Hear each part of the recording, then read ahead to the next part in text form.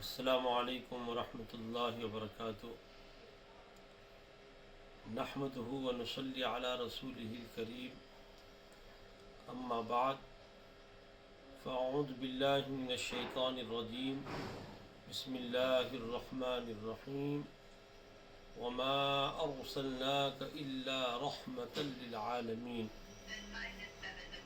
بزرگوں اور بھائیوں، حضرت نبی کریم صلی اللہ علیہ وآلہ وسلم کے دنیا میں تشریف لانے سے پہلے عرب کا عجیب و غریب حال تھا۔ باتوں باتوں میں جھگڑنا یہ ان کی عادت بن چکی تھی۔ ایک قبیلے کا اونٹ دوسرے قبیلے کی چراگاہ میں چلا جائے تو دونوں قبیلوں کے درمیان میں برسہاں برس تک میدان جنگ گرم رہتا تھا۔ اوس اور خزرج یہ مدینہ منورہ کے دو بڑے قبیلے ہیں۔ بڑے بڑے صحابہ کرام رضوان اللہ علیہم اجمعین کا تعلق اس قبیلے سے ہے۔ معمولی بات میں جھگڑا چھڑ گیا اور 120 سال تک یہ دونوں آپس میں لڑتے رہے۔ شراب ان کی گٹیوں میں پڑی ہوئی تھی۔ جتنی پرانی شراب جس کے یہاں پائی جاتی اتنا وہ معزز سمجھا جاتا۔ جب بچی پیدا ہوتی تو باپ اپنے ہاتھوں سے اس کو زندہ درگور کر دیتا تھا۔ کعبۃ اللہ کے اندر 300 اور اس کی چھت کے اوپر 360 بت نصب تھے۔ برہنہ بدن کعبۃ اللہ کا طواف کیا جاتا تھا۔ تاریخ میں ہے کہ جب عرب ایک پتھر کی پوجا کرتے کرتے تھک جاتے تو تلاش میں نکلتے اچھے خوبصورت پتھر کی۔ جب ان کو اس سے اچھا خوبصورت پتھر مل جاتا تو پرانے معبود کو پھینک دیتے اور نئے اور خوبصورت پتھر کو نیا معبود مان کر اس کی پوجا شروع کر دیتے۔ ایسے نازک موقع پر حضرت رسالت مآب جناب محمد رسول اللہ صلی اللہ علیہ وآلہ وسلم کے آفتاب کا طلوع ہوا، اور جب رسالت کا آفتاب طلوع ہوا، حضور کی تشریف آوری ہوئی تو ضلالت و گمراہی کے بادل چھٹنے لگے۔ قعر مذلت میں گری ہوئی قوم آہستہ آہستہ تعلیم یافتہ ہونے لگی۔ ایک دوسرے کے خون کے پیاسے ایک دوسرے پر اپنی جان نچھاور کرنے والے بن گئے، اور ہزاروں معبود کی پرستش کرنے والے ایک اللہ کے سامنے سجدہ ریز ہونے لگے، اور زندہ درگور کرنے والے اپنی بچی کو رحمت کی نظر سے دیکھنے لگے، اور دنیا کا شراب چھوڑ کر اللہ کے عشق کی شراب پینے لگے۔ اسی کو ایک شاعر نے کہا ہے، وہ جس نے ذرے کو اٹھایا اور صحرا کر دیا، وہ جس نے ذرے کو اٹھایا اور صحرا کر دیا، جس نے قطرے کو ملایا اور دریا کر دیا، خود نہ تھے جو راہ پر عالم کے ہادی بن گئے، وہ کیا بات تھی جس نے مردوں کو مسیحا کر دیا۔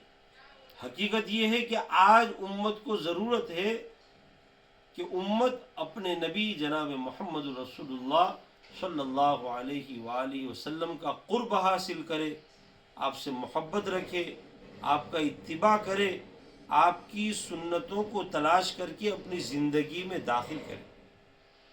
اسلامی اعتبار سے 354 دن ہوتے ہیں سال کے۔ روزانہ اگر ایک سنت بھی ہم تلاش کریں گے تو پورے سال میں 355 سنت ہماری زندگی میں داخل ہو جائے گی۔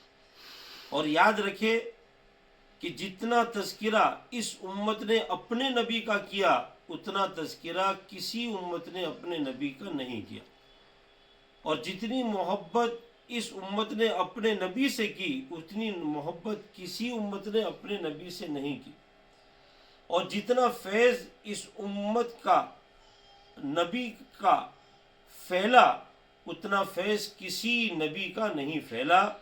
قیامت تک کے لیے یہ ہمارے نبی ہے۔ میں کہوں گا کہ سب سے بڑا قصور ہمارا ہے کہ اتنے عظیم نبی ہونے کے باوجود آج ہم نے اپنے ایمان والے بھائی تک نبی کا تعارف، نبی کی پہچان اور نبی کی سیرت، نبی کے پاک اخلاق ہم نے پیش نہیں کی۔ غیروں کو اور غیر مسلموں تک پہنچانا تو بہت دور کی بات، ہم نے اپنوں تک بھی نہیں پہنچایا، حالانکہ ہم جانتے تھے۔ اور امام مالک رحمۃ اللہ علیہ کا مشہور مقولہ ہے کہ امت کے آخر لوگوں کی اصلاح اسی نہج اور اسی راستے سے ہوگی جس نہج اور جس راستے سے امت کے اول گروہ یعنی حضرات صحابہ کرام کی اصلاح ہوئی، اور وہ کیا ہے؟ حضور کی اتباع۔ تو امت اپنے نبی سے جتنا قرب حاصل کرے گی اتنا وہ ترقی کرے گی، اتنا وہ آگے بڑھے گی، دین بھی اس کا بنے گا اور دنیا بھی۔ ایک حدیث ہے، آپ صلی اللہ علیہ وسلم کا فرمان ہے، من حفظ سنتی فقد اکرم اللہ باربع خصال، جو میری سنت کو محفوظ رکھے گا اللہ تعالیٰ 4 نعمتوں سے نوازے گا۔ المحبت فی قلوب البررہ، نیک لوگوں کے دلوں میں اس کی محبت ڈال دے گا۔